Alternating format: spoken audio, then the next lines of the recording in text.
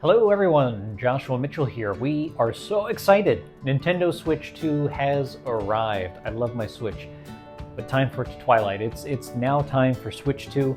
I thought what would be fun is to just take a little look at the two pieces of hardware and do some comparisons, kind of seeing how the docks and the controllers, the actual systems themselves, the screens, things like that, how they kind of compare to one another, and just see some of the differences. So let's not hesitate and jump right in. We'll start off by looking at the two docks. So you've got the Switch 1, rectangular, smaller on the left side, with the Switch 2, of course, on the right side. Looks more like the OLED dock with the rounded edges. It's bigger, of course, to match the bigger system. And as you can see, it picked up some smudges from my fingerprints as I kind of picked it up and moved it around. So something to be mindful of. Moving around to the side, now we have our USB-A ports on the side of both Switch docks, allowing you to charge up your various controllers. On the back here, Switch 1 had a fold-down style for the dock, and then the Switch 2 panel pops off. So now similarities on both. Both have an AC adapter input that's USB-C. Both have an HDMI output as well. The big difference is that Switch 1 has another USB-A port. Switch 2 does not. It only has two total, but what it does have is a dedicated LAN input for an Ethernet cable for your internet playing. Now, coming around to the other side, here's a little view. You can kind of see the ports there on the Switch 1, and then looking again at the ports on the Switch 2, USB-C, HDMI, and then there's the LAN connector. So again, you're losing a USB-A port, but with the Switch docked inside, you gain one on top with the USB-C. And then just here's a little profile looking at the top. We see some fan ventilation there for the dock on the Switch 2, which will perhaps generate more heat. And then just a little fun comparison having both systems in the dock, one in front of the other, just to show off some of the size differences. So there we have both systems docked. Let's go ahead and take a look now at the screen in a little more depth. So the Nintendo Switch, the original, had a 6.1-inch screen compared to the 7.9-inch screen of the Switch 2. It feels much bigger. And as you can see, having both screens kind of run right next to the other here, while it's certainly bigger, you can see even the improvements in the LCD technology, the much richer blacks. Maybe not as deep as you would get with an OLED, but still looks really, really good on the new screen. And then for size comparison, you can see the Nintendo Switch original screen fits inside the totality of what you could see on Switch 2. Next, we'll come along the very bottom of Switch 1 and Switch 2 to take a look at some of the differences down here. So first off, you note that the form factor is super close. They're both so thin. But here on the Switch 1, we've got our kickstand right there with the SD card behind it. There's our USB-C charging port, and then as we run along here, Switch 2, we have two large speakers down there with that USB-C charging port. It really is impressive when you look at the side profile here of the systems. Switch 1 on the right, Switch 2 on the left, that actually the Switch 1 is slightly thicker than Switch 2. I just think it's incredible that they crammed all of this new technology, made such a large system, but were able to do it in the same basic form factor of the original Switch. So yeah, it's bigger, but it's just as thin. Next, looking at the kickstand, again, huge difference here. So how many times have we had problems with our Nintendo Switch kickstand maybe popping off, not really being able to withhold all of that popping open and play and everything, but the Switch 2 kickstand is amazing. Far sturdier. As you can see, it can bend nearly all the way flat so that we have all sorts of different viewing angles that you'll be able to play at. Makes tabletop mode a lot easier if you want to kind of play that style of game. And then underneath both kickstands, as you can see, there's the SD card slot on the Switch, and then the SD Micro Express card, which will be over here on the Switch 2, also found underneath the kickstand, easily accessible. So next up on our little hardware tour, looking at Joy-Con 1 and Joy-Con 2. So clear difference, obviously, not just in size, but in the colors. So they went with black for the system instead of the colors on the Joy-Con this time.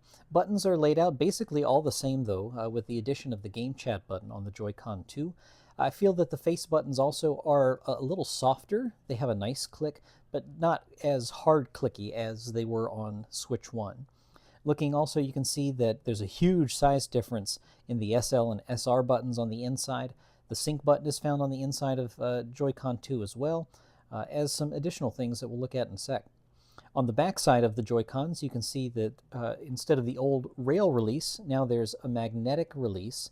Here demonstrated on the left Joy-Con 2, you can see how it engages the little plug in order to get it to detach from the magnet. And then we have the little mouse sensor on the inside as well, which can be found on both Joy-Con, allowing for mouse controls with both devices. So next we have our Joy-Con cradles, Switch 1 and Switch 2. Again, they look very, very similar. Big difference here is Switch 1 has kind of an indentation to allow the Joy-Con to slide within and sort of be held inside with the rails, whereas the Switch 2 cradle has a flat backing. It does allow for a little bit of a different feel, but it's certainly much more comfortable since you have larger Joy-Con. I feel like the Switch 1, it almost looks like a weird dog face, but not so much with the Switch 2. You can see here how the Joy-Con 2 lines up color-wise, and there's also the plus and minus on both sides, which help you to make sure that you're lining them up correctly with the proper magnets.